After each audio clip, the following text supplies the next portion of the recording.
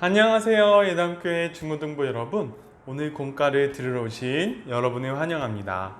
여러분, 오늘의 공과는 제4과 거대한 골리앗 앞에서를 할 차례입니다. 오늘은 그 중에서도 나무로 다윗의 승리 비결, 이 부분을 해보려고 합니다. 페이지는 23페이지예요. 오늘의 문제는 하나인데요. 이 문제 하나에 대해서 이제 3개의 질문이 주어지고 그 3개의 질문에 대해서 답을 찾음으로써 이 문장을 완성해 보면 되는 것입니다. 이제 들어가 보도록 할게요. 지금 첫 번째 비결에 대해서 이제 물음이 나옵니다. 왜 다윗은 사울의 갑옷을 입지 않았을까요? 사무엘상 17장 39절 말씀을 읽어보도록 하겠습니다. 다윗이 칼을 군복 위에 차고는 익숙하지 못하므로 시험적으로 걸어보다가 사울에게 말하되 익숙하지 못하니 이것을 입고 가지 못하겠나이다 하고 곧 벗고. 여러분, 이것을 통해서 알 수 있는 승리의 비결 첫 번째는 바로 이것입니다. 승리는 자신이 잘하는 것으로 승부할 때 얻을 수 있다는 것입니다. 자신의 장점, 이 부분이 이제 빈칸에 들어가야 되겠지요. 여러분, 이제 사울 왕은 다윗이 골리앗과 싸우러 나가겠다고 하자 자신의 갑옷을 빌려주었습니다. 골리앗과 싸우기 위해서 골리앗이 차고 있는 무장들과 동일하거나 그것보다 더 우수한 무기를 가지고 있어야 한다고 사울은 생각했기 때문이지요.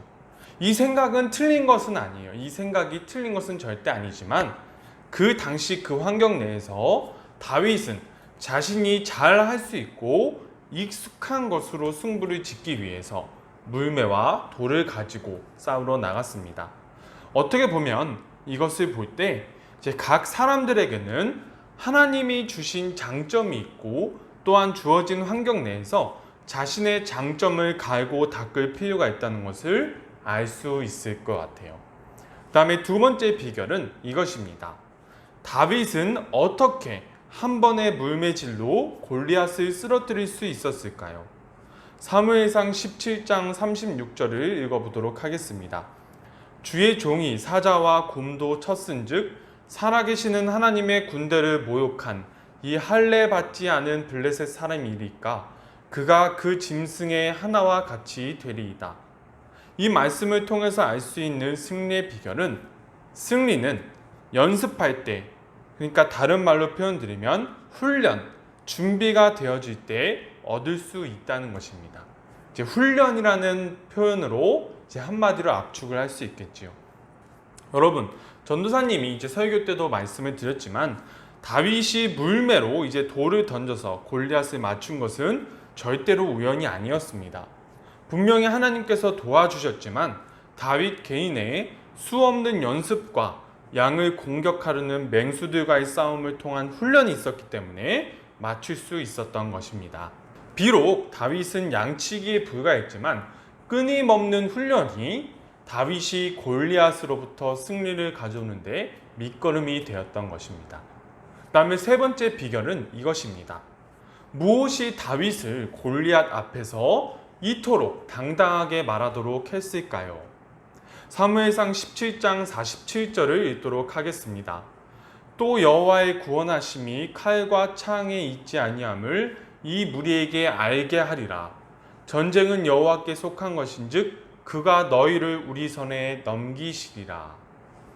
여러분, 이 말씀을 통해서 우리가 알 수 있는 세 번째 비결은 승리는 하나님의 능력을 의지할 때 얻을 수 있다는 것입니다. 한마디로 압축을 하면 믿음이겠지요. 여러분, 이제 당시 이스라엘 군대는 골리앗이 너무 강력했기 때문에 그와 맞서 싸울 용기를 잃어버린 상태였어요. 그러나 다윗은 하나님의 이름으로 골리앗에게 나아갔고 전쟁의 결과는 여호와께서 결정하신다는 것을 굳게 믿고 있었기 때문에 다윗은 그 강력했던 골리앗과 싸우러 나갈 수 있었습니다. 이러한 다윗에 대하여 하나님은 그의 믿음대로 행하셨던 것입니다. 여러분, 이 세 가지, 이제 다윗이 골리앗과의 싸움에서 승리할 수 있었던 세 가지 비결에 대해서 알아보았는데요. 이제 지금 보이시는 이제 화면을 보시면 빅토리, 승리가 어떤 것들이 합쳐졌을 때 얻어질 수 있는가, 그것을 물어보고 있는 문제입니다. 여러분, 전도사님이 앞에 세 가지 비결에 대해서 말씀을 드렸고, 이제 그것을 압축한 말들을 여러분들께 이제 보내드렸지요. 그 보여드린 것을 여러분들이 그 세 가지를 적어서 전도사님에게 보내주시면 감사하겠습니다. 여러분, 오늘 공과 들어주셔서 너무 감사하고요. 다음 주에 만나요.